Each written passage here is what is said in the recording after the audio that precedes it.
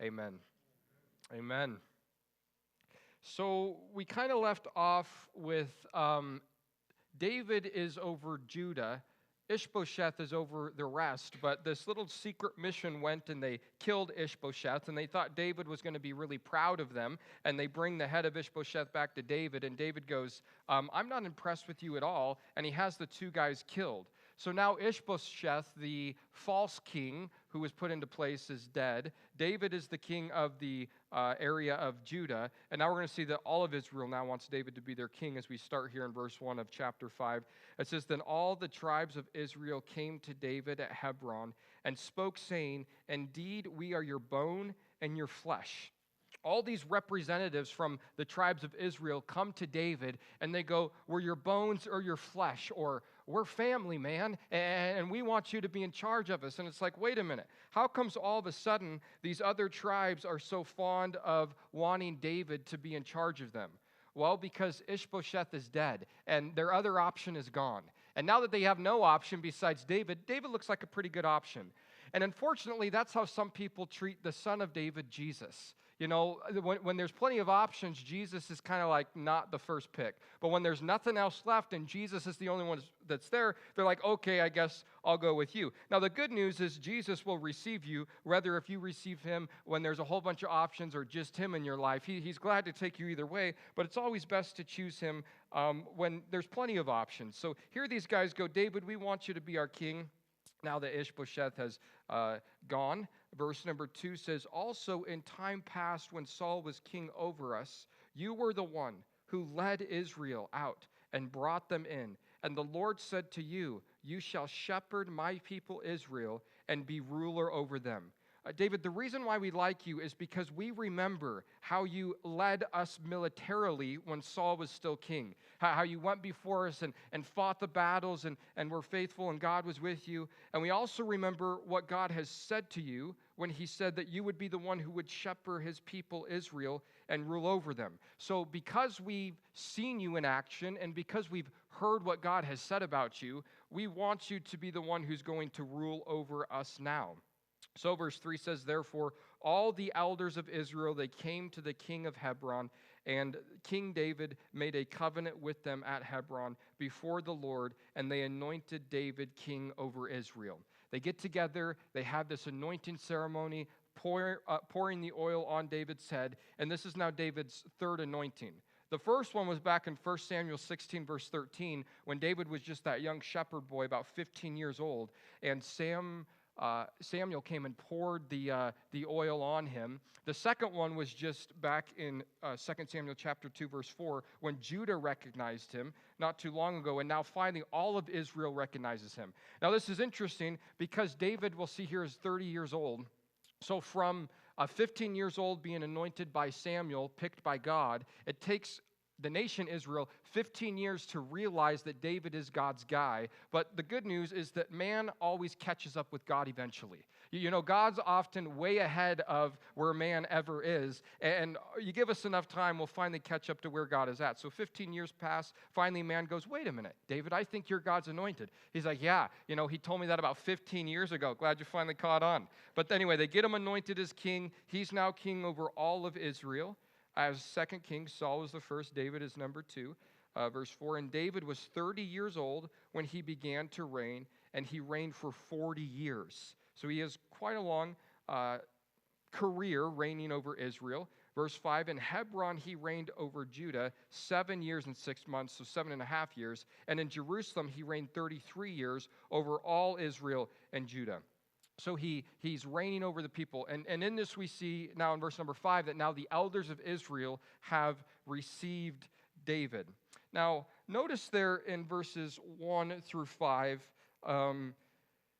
how many times the nation Israel is mentioned. It says, Then all the tribes of Israel, there in verse 1 and verse 2, it says, Who led Israel out and brought them in, the Lord who said to you, You shall shepherd my people Israel and be ruler over Israel. Verse 3, Therefore all the elders of Israel. End of verse 3, they anointed David to be king over Israel. End of verse 5 says that all of Israel and Judah are there anointing David as king. And I find it interesting just how over and over and over again, particularly even just in this section, that God emphasizes his nation, Israel. And in light of some things that are happening around our world even right now, there's a few things that I just wanted to point out as we see Israel mentioned so many times in these first 5 verses. You know, I don't know if you've seen the news within the past couple of days, but Israel is being shot at by rockets by a group of people known as Hamas.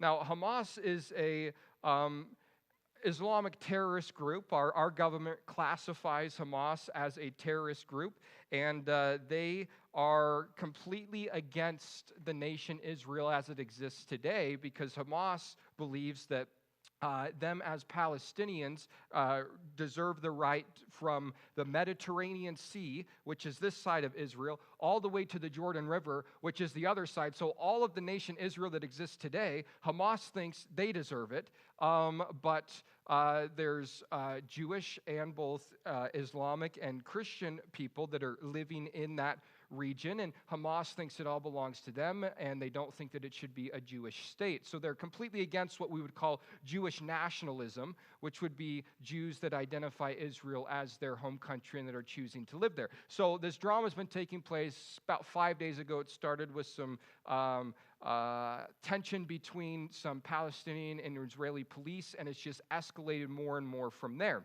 Now, I find it interesting. Israel has this great, they're super technology advanced, particularly when it comes to the military, and they have this thing called the Iron Dome. You've probably heard about it if you've been watching the news lately. What happens is when they launch rockets, the enemies of Israel, to Israel, don't forget, we're talking about a country that's about this big, and there's a whole bunch of people in it, and everyone around them's about this big, and they all hate them. So in order to survive like that, you got to be pretty smart. So they have this thing called the Iron Dome, which is when the enemy fires rockets into their stratosphere, that they can intercept them. And so far, the Iron Dome has been doing a pretty good job. A few missiles have gotten through, and I was going to look at the numbers before I came out tonight, but I couldn't see an updated article. But a handful of people have died, but considering the amount of rockets that have been fired, it's rather small still. But we want to be paying attention to this for sure as believers because, well, a few things. You might say, Hagen, why does this apply to me? I'm an American, I'm a Christian. By the way, isn't God through with the Jew? I mean, we're part of the church now. Well, Romans chapters 9, 10, and 11 makes it very clear that God is not through with the Jew. Actually, Paul makes this point that if God were through with the Jew, God would be through with you. So praise God that God is not through with the Jewish people. And he says, yeah, God's maybe pushed the pause button on them during this church age, but God has unfinished business with the nation of Israel, and he's going to accomplish it. Now, why it interests me so much to see these tensions in the Middle East get so hot is because when we study end times in the Bible, particularly when it comes to this character known as the Antichrist, Revelation chapter 6, verses 1 and 2, and Daniel chapter 9, verse 27 lets us know that one of the things this political figure is going to do is make a peace agreement. We know it's a false peace agreement, but he's going to make a peace agreement. And you go, why is that significant? Because in order to make a peace agreement, what do you need before the peace agreement? Chaos, right? You need fighting before there can be someone who swoops in and solves the problem with the peace agreement. So every time we see this escalate there in the Middle East, particularly when it pertains to Israel, our little antennas should go up and say, we're just going to watch what's taking place there.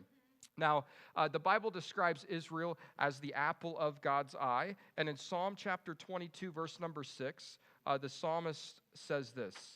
Psalm 22, verse 6 says, "Pray for the peace of Jerusalem. May they prosper who love you. Peace be within your walls, prosperity within your palaces.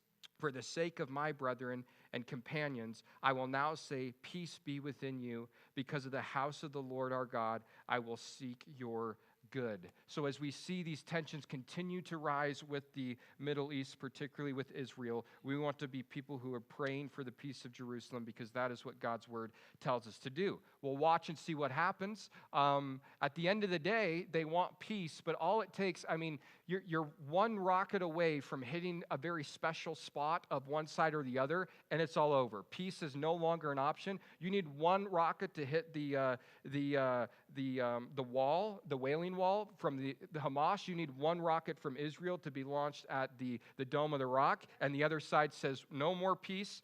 This is completely personal, and it's going to be an all-out battle. So we will see what takes place here in the next couple of days, but keep that stuff in prayer. And most importantly, we need to be watching. Jesus would say, when it comes to these things of prophecy, look up, for your redemption draws nigh. When you see these things come to pass, you need to be looking up. So our hope is not to just be watching for the stage to be set for the Antichrist. We're looking up to heaven for the return of Jesus Christ for us as his church. So all of this is taking place even around us today with this nation that God started clear back here as David was number 2 king over. Verse 6 goes on to say, and the king and his men, they went to Jerusalem against the Jebusites, the inhabitants of the land, who spoke to David, saying, you shall not come in here, but the blind and the lame will repel you, thinking David cannot come in here.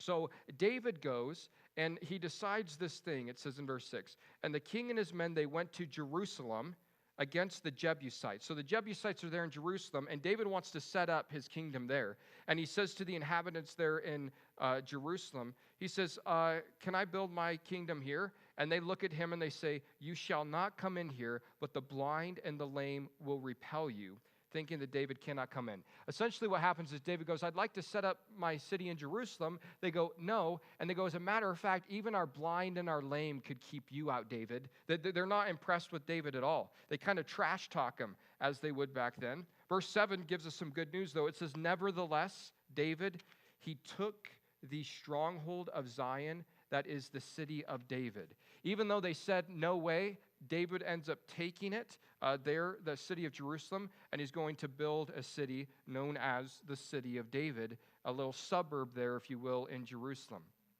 And I'll show you a picture of that later on in the study. When we get to the part of Bathsheba, I'll show you a picture of the city of David, because when we were there, we were up on a rooftop overlooking the city, and the whole story makes more sense when you're standing on a rooftop as to how David sees what he sees that causes the trouble that it causes. So verse 8 says, now David said on that day, whoever climbs up by the way of the water shaft and defeats the Jebusites, the lame and the blind who are hated by David's soul, he shall be chief and captain.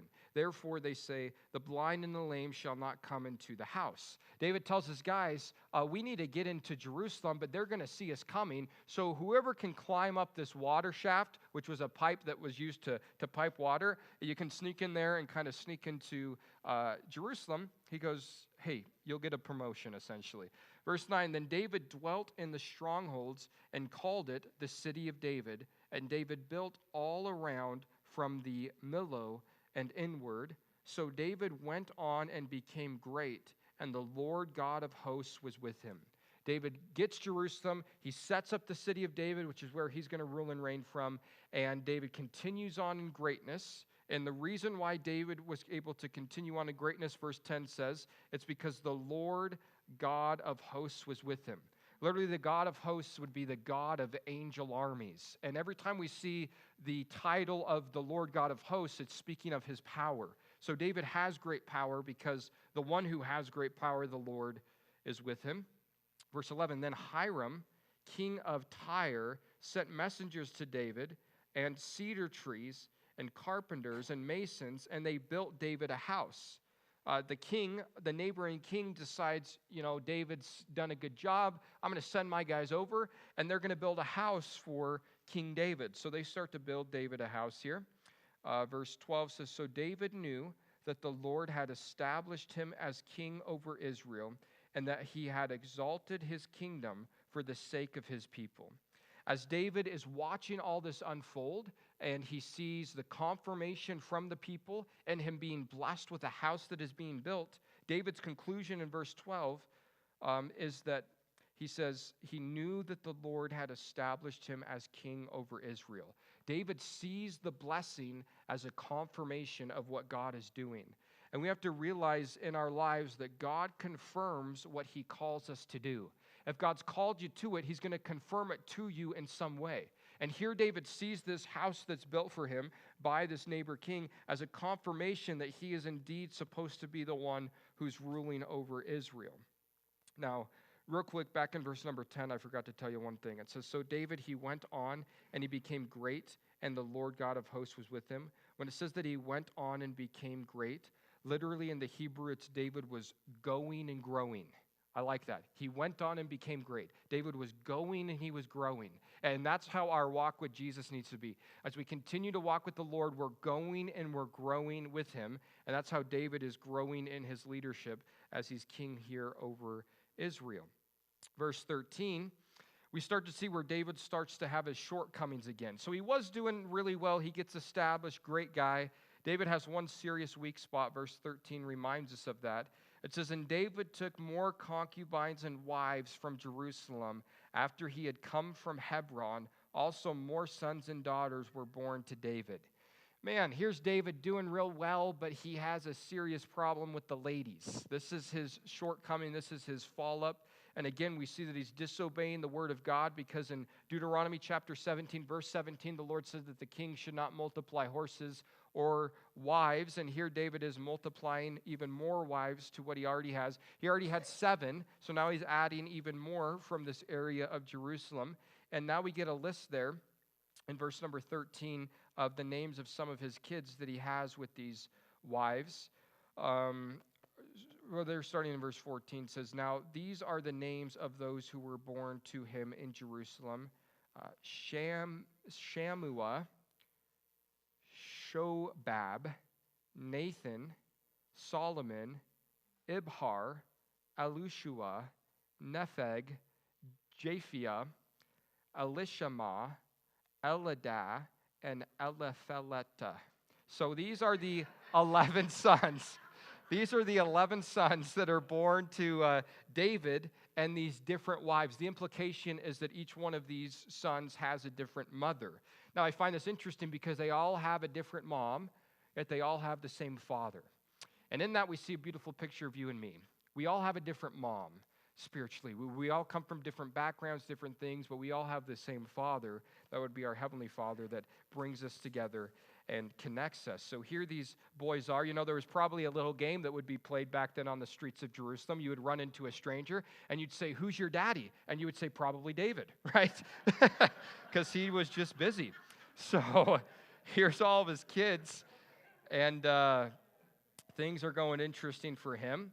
What's interesting about this is it's whenever David's doing really, really well that he gets himself into trouble. And when you look at David's life, actually the more trouble David was in, the less trouble David was in. Meaning that when Saul was chasing him, throwing spears at him, he didn't have a whole lot of time to get with the ladies. So in that aspect of his life, he was in less trouble. Now that he's no longer being pursued and life's kind of good, he gets himself in trouble now. And that's what we have to watch out for in our lives as well. It's in the good seasons, when the pressure isn't on, when we might be tempted to compromise in our lives, and we don't want to fall into that trap. So David is experiencing this here. And you read that, you go, wow, you know, this is kind of a real bummer as we just continue to see the struggles in which David dealt with and just the real humanity in which David was struggling with. And I find it a little refreshing in this sense. It proves the reality of the Bible, that David's one of the biggest heroes in the Old Testament, most mentioned Old Testament character in the New Testament. And yet here we see how screwed up he actually is and the problems that he actually dealt with. And it's just a reminder to us that just because God is using someone doesn't mean that they're perfect. Now, the good news, even in this polygamy and all these kids that David is having, is that we see that God is able to redeem even this situation, just like God is able to redeem even our messy lives as well. And you say, well, how is that the case? Well, as you look at these 11 names of these sons here in verses 14, 15, and 16, it's interesting as you kind of look into the meaning of these names. The first son that's listed there in verse 14, his name is Shammua, and his name means herd. The second son there, Shobab, his name means returning. The third son there, Nathan, his name means he has given. Fourth son, Solomon, his name means peace. Ibhar means the Lord chooses. Elishua means my God is salvation. Nepheg means blossoming. Japhia means glorious. Elishama means God hears. Elidah means who God knows. And Eliphelet means my God is escape. And all of those names are just very significant. If you actually almost read it in a broken sentence, it's actually just encouraging to read these names of David's mess-ups. If you just read it kind of in a sentence, adding some words to make sense, it's, I heard the returning, he is given peace, the Lord chooses, my God is salvation, blossoming glorious, God hears, who God knows, my God is an escape. And what I like about that is it's just a proof to us that God redeems even the most terrible of situations, even the most poor choices. Our God is able to come in and bring goodness out of it, and he can do the same for you and me as well. As Paul says in Romans chapter 5, verse 20, where sin abounds, grace abounds much more. And again, that verse is not an idea to want to sin more, but it's a reality of the fact that where your screw-up is, God's grace is there even bigger. And we see that over and over again in the life of David here in 2 Samuel. Verse number 17, it says, now when the Philistines heard that they had anointed David king over Israel, all the Philistines went up to search for David, and David heard of it and went down to the stronghold. The Philistines also went and deployed themselves in the valley of Rephaim, or literally the valley of the giants. So David inquired of the Lord, saying, shall I go up against the Philistines? Will you deliver them into my hand? And the Lord said to David, go up, for I will doubtless deliver the Philistines into your hand. The Philistines get word that David is king. They don't like it. Why? Because they have a real beef to pick with David, because they he's the one who killed their star guy back in the day 15 years earlier with that sling and a stone. And now they see that young shepherd boy 15 years later is now made king, and they think now's our time to get back at him. So the Philistines are going to try to move in on David. So David in verse 19 inquires of the Lord and says, God, do you want me to whip the Philistines or not? Right? You want me to beat the enemy or not? David asked the Lord. And again, this is one of the keys to the success of David's life, that even in spite of his stupidity, he was always inquiring of the Lord on what to do. He comes before God and he says, God, do you want me to do this or not? I pointed this out before, but notice what David doesn't do. He doesn't say, God, I'm going to do this, please bless it. So often what we do is we say, God, this is my plan, please bless it.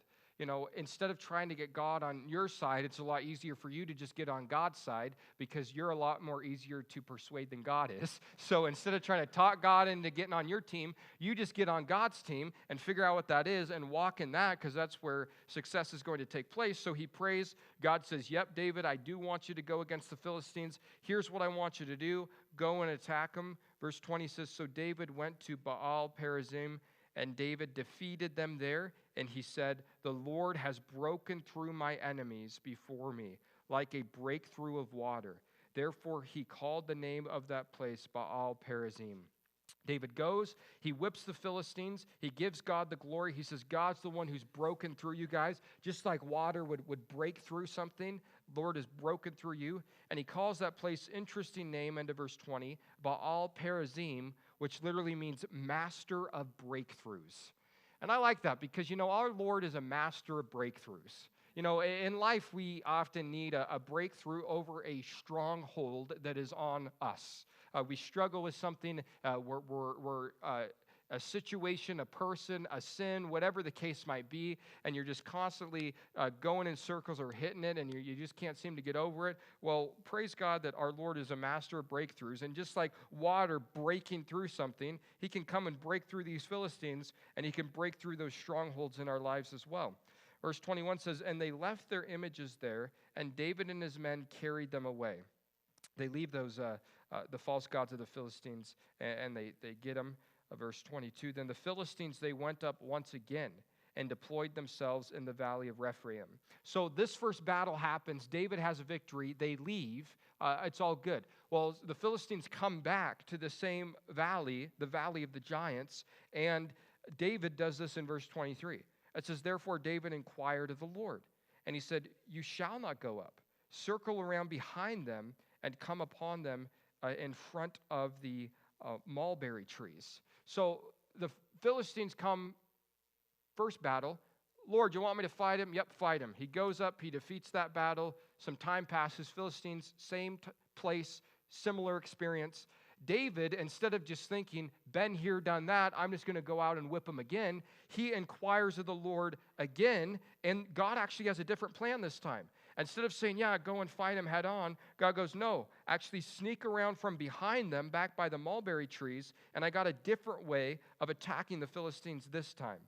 And I like this because sometimes God does the same thing in different ways. He's going to give David victory over the Philistines again, but he's going to go about it in a different way. And if David would have thought, "Hey, this is familiar territory, I've seen God do this before, no need to check in with God to inquire of him, I'm just going to go head on like I did in the past," who knows what would have happened. But because he inquired of the Lord, God gives him direction, and it's different than he did previously. This is important for us in our walk with God because it shows us that following God is not about discovering a pattern, but it's about establishing a conversation.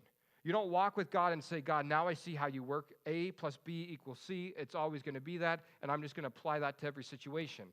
No, following God, it's not about finding a pattern. It's about establishing a conversation with him, checking in with him, talking to him to see what he would have you do in certain situations. So he goes, "Go around by the mulberry trees." So verse 24, "It came to pass when you hear the sound of the marching in the tops of the mulberry trees, then you shall advance quickly, for then the Lord will go out before you to strike the camp of the Philistines." Go around by the mulberry trees, wait there.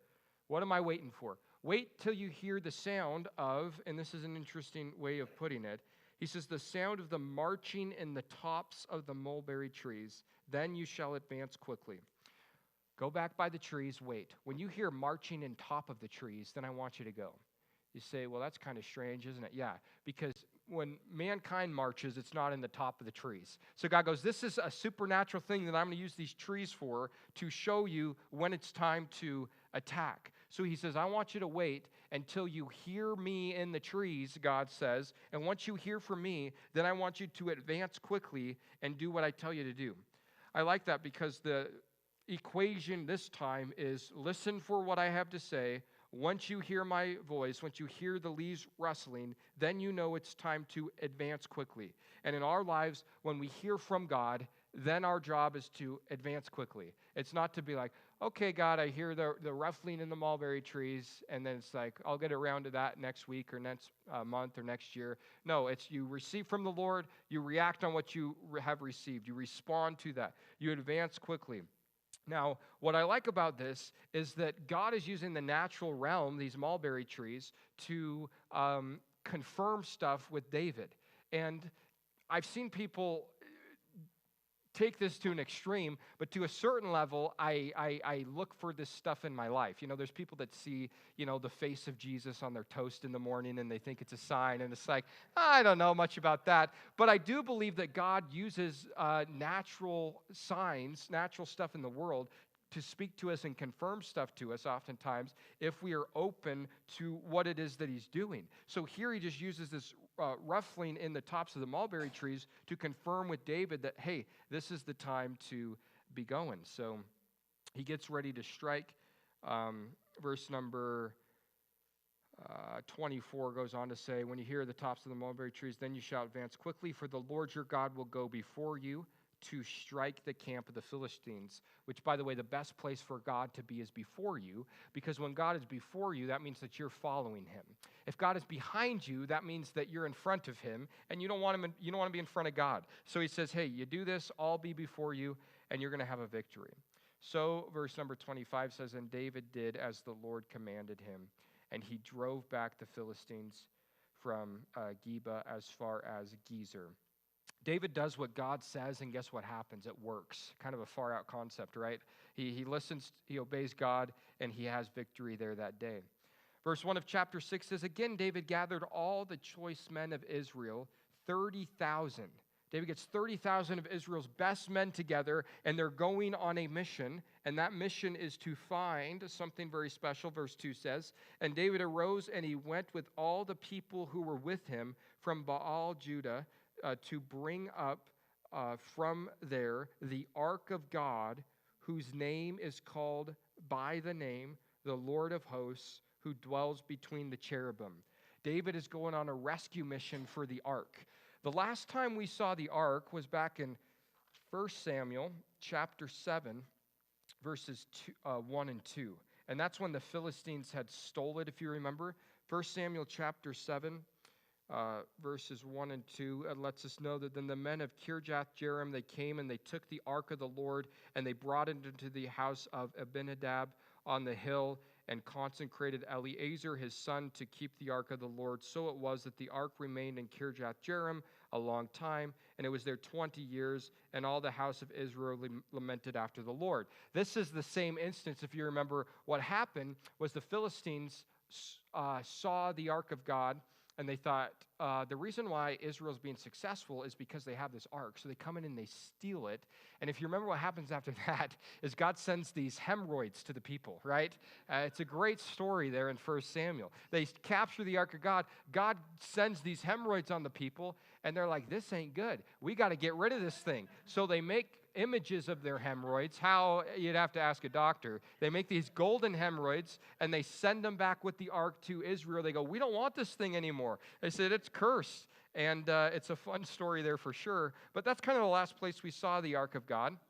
And now David decides he wants to get it back and put it in its proper place there in the tabernacle. So he gets these 30,000 valiant men together, and they're going to head out and capture or just move the ark to Jerusalem.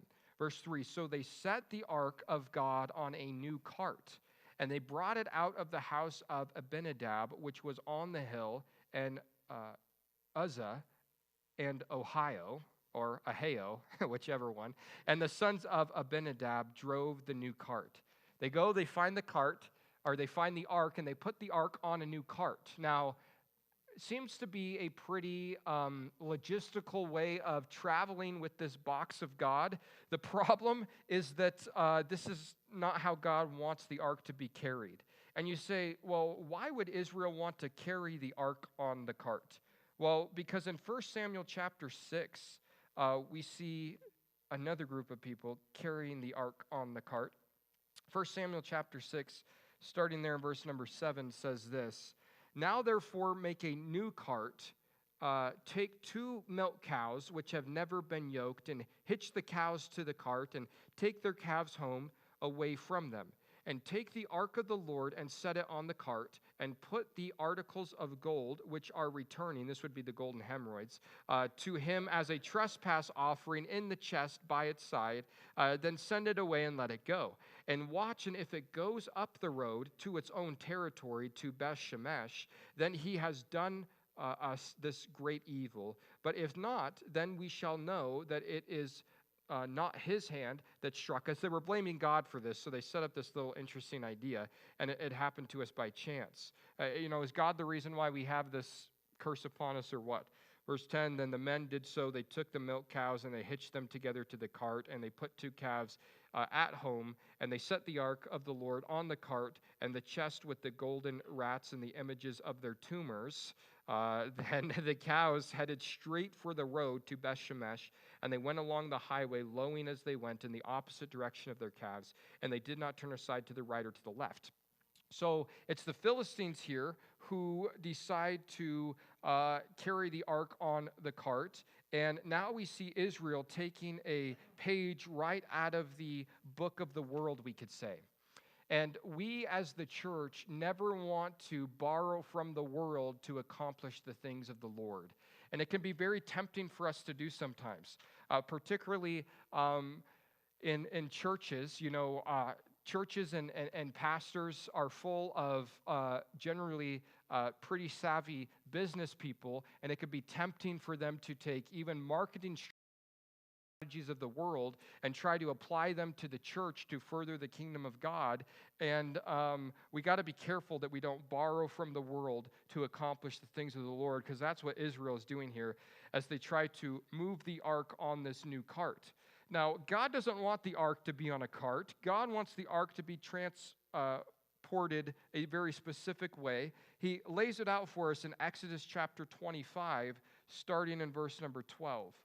Exodus chapter 25, verse 12 tells us this. You shall cast 4 rings of gold for it. This is when the ark is being designed. And put them in its 4 corners. 2 rings shall be on one side, and 2 rings on the other side. And you shall make poles of acacia wood and overlay them with gold.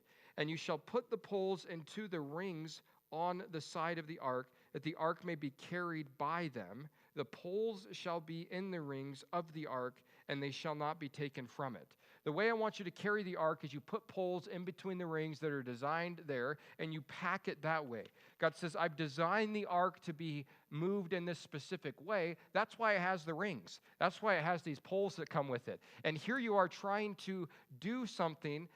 You're trying to transport the ark in a way that it's not designed to be transported in. And God says, I'm not a fan of that. And we'll see how big of a fan he's not of that here in a little bit. And it's not just how the ark was to be carried. There were actually only specific people that could carry the ark. Numbers chapter 4, verse number 5 lets us know this, that it's only the sons of Kohath. They had to be Levites, but it couldn't be any Levite. It had to be of the tribe or of the family of Kohath, who were the Levites, who were in charge of moving the ark from place to place. So here they are, essentially disobeying God's word, trying to move the ark on the cart. They think it's a good deal. We'll see it's maybe not. Verse 4 says, and they brought it out of the house of Abinadab, which was on the hill, accompanying the ark of God, and Ohio went before the ark. And David and all of the house of Israel, they played music before the Lord on all kinds of instruments of fir wood, on harps and string instruments, on tambourines and sistrums and cymbals and gibsons and tailors and martins. They're just playing on all sorts of stringed instruments here before the Lord. And I really like this because here they are worshiping God as they're moving this ark, and they're using, notice the Bible doesn't say organs and pianos. And that's fine if that's something you want to use, but there's many other instruments that are used throughout God's word to bring him worship, and these are some that are mentioned here. And particularly with David as the leader now, David was a very musical guy. We know that because we see a lot of his music there in the book of Psalms, and here he is leading this band. Now, one thing I want to point out to you here in verse 5, though, is all these instruments that are being played at this stage of the game, as the ark is on the cart, are all instruments that would be played with the hands.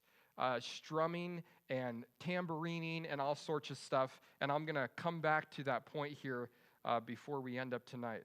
Verse 6 says, and when they came to Nacon, threshing floor, Uzzah put out his hand to the ark of God and took hold of it, for the oxen stumbled.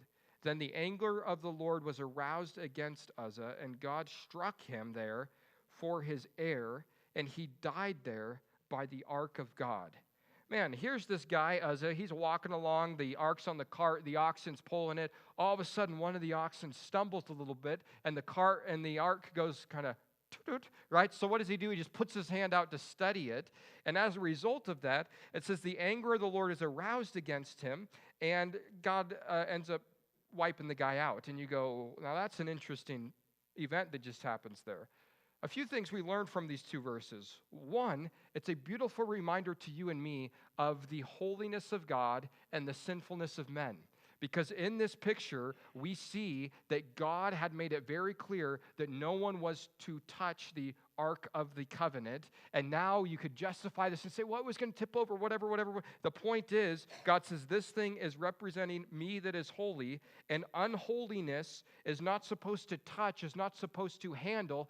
The problem was, and the picture of this is that Uzzah was trying to touch the glory. He was trying to take the glory, you could say, and reaching out his hand. And God says, no. Well, what Uzzah is doing is he's trying to handle something that God says only I can handle.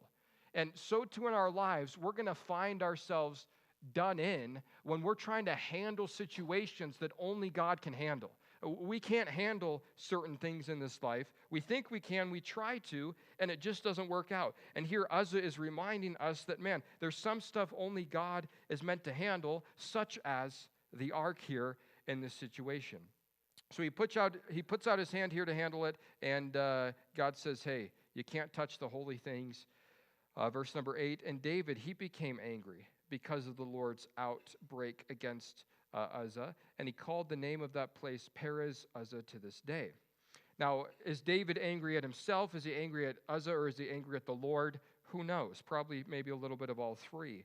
Verse 9, and David was afraid of the Lord that day, and he said, how can the ark of the Lord come to me? Okay, God, here's the deal. I got to get the ark from here to there, and if I can't haul it on a cart, how am I supposed to haul it? What David doesn't realize is if you do some studying in the Bible, God makes it very clear how you can move the ark, and it's not on a cart. So if David would dig into God's word a little bit, which he's going to do here in a little bit, he's going to discover how he's supposed to transport this ark of the covenant. Verse 9, and David, he was afraid. He says, how can I move this thing? Verse 10, so David, he would not move the ark of the Lord with him into the city of David, but David took it aside into the house of Obed-Edom the Gittite. Now, this is interesting because Obed-Edom, Obed means worshiper, so his name is literally the worshiper of Edom. Wouldn't that be a great name if you were known as the worshiper of Salmon or the worshiper of 15th Street, right? Or the worshiper of Carmen or wherever you live? It's like, man, what a great name to be called. So he parks the ark there at Obed-Edom, and he says, we're just going to leave this thing here and try to figure out how we can transport this thing. Verse 11, the ark of the Lord remained in the house of Obed-Edom the Gittite 3 months, and the Lord blessed Obed-Edom and all his household.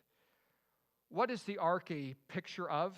The presence of the Lord. And as the presence of the Lord is in the household of Obed-Edom, guess what happens? He's blessed. Go figure.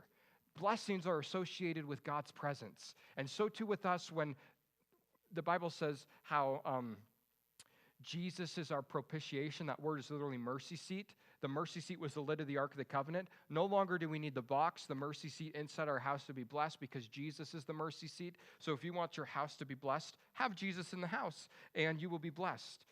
Verse number 12 says, now it was told King David, saying, the Lord has blessed the house of Obed-Edom and all that belongs to him because of the ark of God.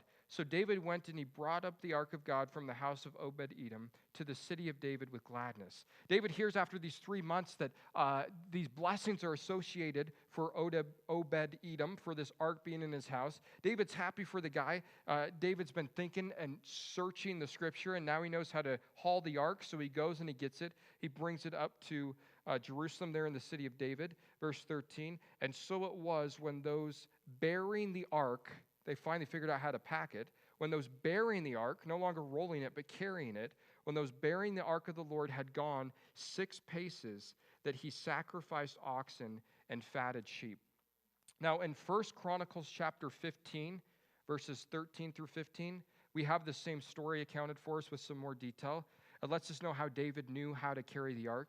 It says in 1 Chronicles 15:13, for because you did not do it the first time, the Lord our God broke out against us because we did not consult him about the proper order. So the priests and the Levites sanctified themselves to bring up the ark of the Lord, God of Israel.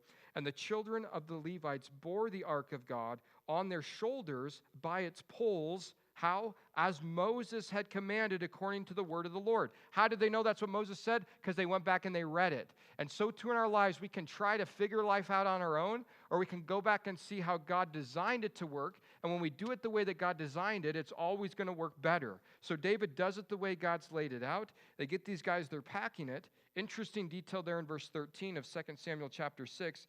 It says that the Lord has, they get the ark of the Lord, and they've gone 6 paces that they would sacrifice oxen and fatted sheep.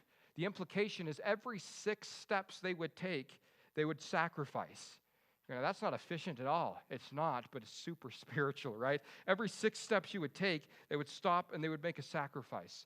And I find that interesting because 6 throughout the Bible is the number of man. And, I don't know about you, but I can't make it about 6 steps in life before I need to remember the sacrifice Jesus. And here they are doing that thing very practically in their life. Verse 14, this gets good. It says, then David, he danced before the Lord with all his might, and David was wearing a linen ephod. Here David is. He's so happy. The ark is now in the city of David. He's praising God. He's dancing before the Lord. That word dancing is literally whirling about. He's spinning. He's dancing before the Lord. No doubt music is playing. He's probably singing. And he's not dancing before the Lord in his kingly attire. He's not dressed in his kingly robe. He's wearing his linen ephod. We would say his fruit of the looms back then, but this would be like an underrobe that you would wear, so not nearly as exposed as fruit of the looms might be. But here he is dancing before the Lord in his undergarment, not having his kingly robe on, just praising God for what has happened. Verse 15, so David and all the house of Israel brought up the ark of the Lord with shouting and with the sound, get this, of a trumpet. The first time when they moved the ark on the cart, they were using string instruments, tambourines, stuff that you had to use your hands to play. Now that they do it the right way, they're blowing the trumpet to worship God. How do you play a trumpet? With your breath. Guess what the Hebrew word for breath is? Same word for spirit, right? So now all of a sudden you see that no longer are they trying to worship God with the works of their hands. They're worshiping God in spirit and in truth, you could say. Hagen, so are you saying we can only worship with trumpets? God forbid, right? That's not what I'm saying, although it's okay to play trumpets in worship sometimes. But in this, we see a beautiful illustration of the works of man's hands contrast with the breath that God breathed into man is now being used to breathe out praise through the blowing of these horns, these trumpets that day, as they're celebrating the fact that the ark is back and they're dancing before the Lord. Verse 16, now as the ark of the Lord came into the city of David, Michal, Saul's daughter, looking through a window and saw King David leaping and whirling before the Lord, and she despised him in her heart. 3 times before we see this chapter end, Michal is going to be referred to as Saul's daughter, not as the wife of David. And that lets you in on a little secret of how her attitude is going to be. Michal, Saul's daughter, David's wife, sees David dancing outside the window in his linen ephod before everyone, and she despises it. We could say it this way. She's actually despising David's worship. And that's a dangerous road to go down when you're going to despise people's worship. It reminds me of another character there in the New Testament in Matthew chapter 26. You have this lady by the name of Mary who takes this very costly fragrant oil and she dumps it on Jesus, and a fellow by the name of Judas despises that worship and says, we could have sold that for a whole bunch of money. My point is the characters throughout the Bible that despise people's worship are not the good guys. So don't fall into that trap. So she sees David here, what she interprets as making a fool of himself, and she's not a fan of that at all. Verse 17, so they brought the ark of the Lord, and they set it in its place in the midst of the tabernacle. It's finally back where it's supposed to be, that David had erected for it. Then David offered burnt offerings and peace offerings before the Lord. And when David had finished offering burnt offerings and peace offerings, he blessed the people in the name of the Lord of hosts. Then he distributed among all the people, among the whole multitudes of Israel, both the women and the men, to everyone a loaf of bread, a piece of meat, and a cake of raisins. So all the people departed, everyone to his own house. Blesses the people. Here's some food, some meat, some bread, a little bit of a raisin cake. My translation says chocolate chip cookie for some reason. I don't know why. Just kidding, right? Here's a raisin cake. You got it all. You go. Everyone's blessed. The ark is there. Sacrifices are made. David is just on cloud 9 spiritually. Life couldn't get any better. I'm worshiping before the Lord. What should I do? I should go home and bless my family, he says. They're going to be so happy to hear all this good news. Verse 20, so David returned to bless his household. He walks in through the door. He's praising God. He can't wait. And guess who's standing there to have a talk with him? There's old Michal. It says, and Michal, the daughter of Saul, came out to meet David and said, how glorious was the king of Israel today, uncovering himself today in the eyes of the maids and the servants, as one of the base fellows, shamelessly uncovering himself. You ever have that? right? It's like, here she is. He just walks in. And she's just right there, and she's just tearing him down. David, you made a fool of yourself. You weren't wearing your kingly clothes. You were out there dancing like a fool, exposing yourself as he was twirling. Maybe the back got up a little too high or something, and people could see, and she's just shaking her head at David, and it's like, how could you be doing this thing? David has a great response. Instead of getting upset and letting this ruin his day, he looks right at his wife here. And I wonder remember, David requested her back, right? She was gone once, and David goes, I want my wife Michal back. I wonder if at this stage of the game he's going, why did I do that? Anyway, here he is, and he's talking with her. Verse 21, and David said to Michal, I love his response, it was before the Lord who chose me instead of your father and all his house to appoint me ruler over the people of the Lord over Israel. Therefore, I will play music before the Lord. Babe, I wasn't dancing before people. I was dancing before the Lord. You know the Lord, the one that chose me over your dad. Oh, and even over you. Out of all the people of his house, David really lays it in there. I like his comeback. He goes, so guess what? Because it's for God and not people, I'm going to keep playing my music and dancing, so don't you worry about it. Verse 22, and I will be even more undignified, thank you, than this, and will be humble in my own sight. But as for the maidservants of whom you have spoken, by them I will be held in honor. You think I brought shame? He says, my worship will bring honor to God's people.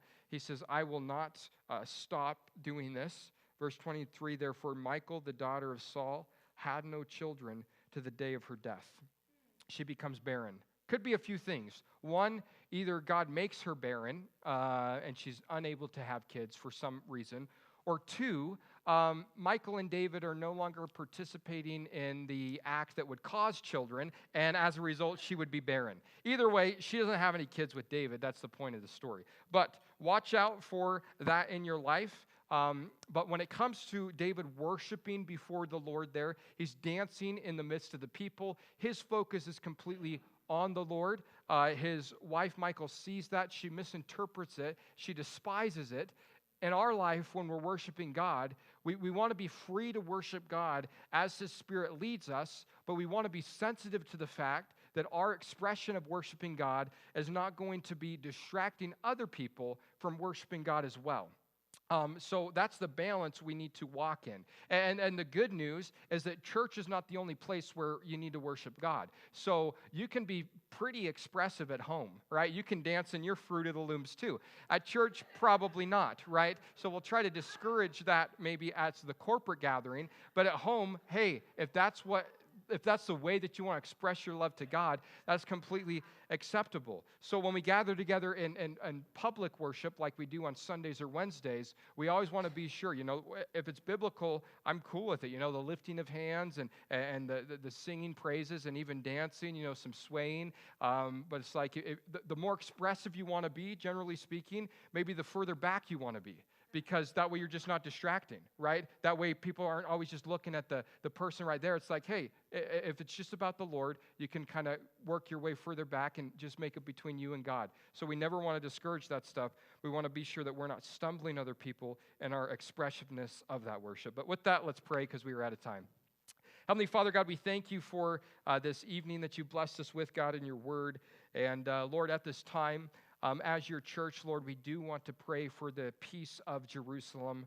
Lord, as we are aware of, as students of your word, we know that you, God, you are a lover of Israel. God, they are still your people. God, that is still a land that has a covenant that involves you and them.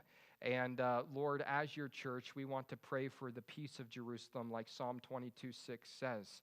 And Lord, ultimately we know as good Bible students as well that there will never be peace until your foot touches down there and brings the peace as the Prince of Peace. So Lord, we're praying for that, God, that you would come. Jesus, that we would see your feet touch down that day. But Lord, we know that before that takes place, you first are coming to get us as your church. So Lord, we are just watching. We are being ready for the time when you might come. And Lord, we don't want to lose heart. We don't want to be discouraged. God, we want to be encouraged by what is happening in the world around us. But Lord, we do want to pray for those in that region right now. God, we thank you for your word. God, we thank you for these chapters tonight dealing with David. And God, I pray that we would be able to be like David in those good ways, Lord, and be encouraged in the fact that even in our shortcomings like David, God, you are able to redeem that and make it good, even though we completely messed it up. And God, I pray that we would be able to worship you freely, as your word says, Lord, in spirit and in truth. And Lord, that we would also be sensitive when we gather together to worship corporately. Lord, that we wouldn't be a stumbling block or a distraction, but Lord, all we want to do is make you famous, Lord, and sing praises together. Lord, worship is really this beautiful time when heaven and earth come together. Because God, as we see in your word over and over again, these visions of heaven, one thing that is happening is praises around the throne.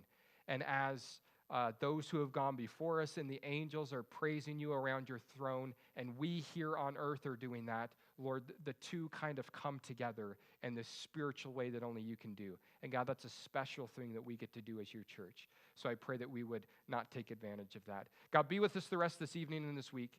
Just keep us safe. In Jesus' name we pray. Amen.